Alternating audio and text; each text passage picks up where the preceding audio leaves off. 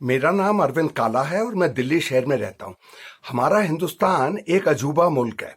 ओशो रजनीश, जो एक ब्रिलियंट लेकिन शरारती साधु थे, कहते थे कि हम हिंदुस्तानियों को ये नहीं मालूम ताजमहल किसने डिजाइन किया, लेकिन कोई साधु अपने खोपड़े पे खड़ा हो जाए तो लाइन लग जाती थी।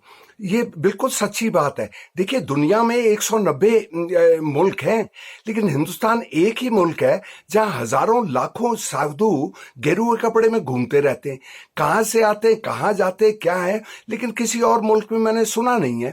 फकीर वगैरह कहीं होंगे, लेकिन हिंदुस्तान में जिस किस्म की हरकत करते हैं ना, वो कहीं हमने ना देखी ना सुनी। और दुनिया भर के गोरे भी आते हैं यहाँ देखने के लिए। मुझे याद है, जब मैं रिपोर्टर था कई साल पहले, तो एक साधु था और जमुना के तट पे ताजमहल के पास एक पेड़ पर रहता था। तो मैं उसको मिलने गया, तो बिल्कुल बकवास करता था वो कि वो गंगा में पैदा हुआ, माँ की पेट से नहीं पैदा हुआ, उसका खाना हवा से आया है। तो मैं उससे ये पूछना चाहता था कि यार बाबा, आप सुसु कहाँ करते हैं, नीचे उतर कर या पेड़ से ही? तो लेकिन उसके भक्त ने कहा, यार ये ना पूछो, तो मैंने उससे नहीं पूछा। तो इसको छोड़िए, हजारों और हैं जो कांटों में लेटा हुआ है, या एक साधु जिसकी एक खसूसियत है, वो एक जगह खड़ा हो जाता है, एक उसने प्रण लिया होता है जिसको वाव जिसको कहते हैं, और एक हाथ उठा के रखता है। अच्छा, एक हाथ को अगर आप उठाए रहो महीनों और सालों, तो वो हाथ सूख जाता है, क्योंकि वहां पर खून नहीं पहुंचता, और वो टहनी सा हो जाता है, सूखी हुई टहनी।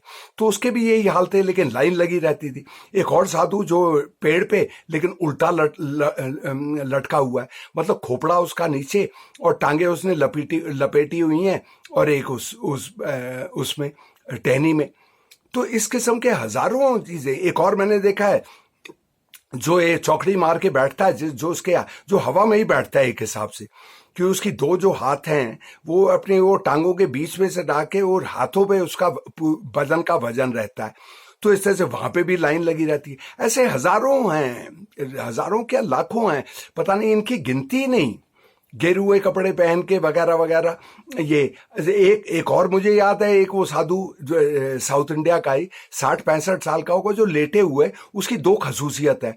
एक तो अपने वो भक्तों को की लाइन जो लगी रहती है उनको गाली देता है, दूसरी है उनको लात मारता है। अच्छा, पता नहीं, गाली माँ बहन की तो नहीं देता होगा, शायद थोड़ी और हल्की गाली देता होगा, लेकिन उनको खूब गाली देता है और लात मारता है पाँव के तले से। अच्छा, उसके बाद वो बूढ़ा आदमी है, तो उसके पाँव थक जाते हैं, तो उसके भक्त कहते हैं, यार आराम कर ले, अपनी टांगों को आराम दे दे। तो फिर वो आराम करके फिर वो लाइन लगी रहती है, और वो फिर टांग मारता है उनको, खूब लात मार के गाली देता रहता है। तो अच्छी है, और लाइन उसकी बढ़ती जाती है, बढ़ती जाती है। तो एक हिसाब से इस साधु की बहुत मौज है। देखिए, हम लोग दफ्तर में जाते हैं रोजी रोटी के लिए, हम कौन सा कद्दू में तीर मारते हैं? ये लोगों को गाली देता है, उनको लात मारता है, उसके बाद इसको तोहफे मिलते हैं, पैसे मिलते हैं, दुनिया की इज्जत मिलती है, और क्या चाहिए इसको? तो बड़ा खुश होगा वो इस हिसाब से। लेकिन काश सबको इस किस्म की जिंदगी नसीब नहीं होती ना। तो ये सारी चीजें होती है। एक और मुझे अब ध्यान मेरा बंट रहा है, ये मनाली में मेरा एक छोटा सा मकान है। एक साधु को मैं मिला था जो शमशान घाट में रहता था। कहता है, यार शमशान घाट बहुत ही अच्छी जगह है, क्योंकि वो दूसरा कोई बेघर आदमी आके वो रहता नहीं, गरीब आदमी ये सोच के कि शमशान घाट में रहने लगूंगा तो ऊपर ना चला जाऊं। तो इस तरह से बड़ा खुश था। और चरस मिल जाती, चरस पीता था, ये दारू मिल जाती, दारू पीता था, खुश रहता था, ठाके मार के हंसता था। एक बगल में मेरा वो मनाली में एक वो साधु था जिसने बहुत तरक्की करी, इतनी तरक्की करी कि वो बिल्कुल ही मालदार बन गया। ये दूसरी बात है कि ऊपर चला गया। तो ये 20 साल पहले या 25 साल पहले जब मैं उसको मिलने लगा, मेरा एक छोटा सा आशियाना है मनाली में, जहाँ बहुत ठंड होती है सर्दियों में, मतलब ढक जाता है बर्फ के नीचे। तो वो भी मेरे बगल में, उसका जिस कोठरी में रहता था, वो भी ढक जाती। तो गांव वाले उसको दाल रोटी ले आते थे। अच्छा, दाल जम जाती थी यहाँ, बर्फीली बर्फीली हो जाती थी।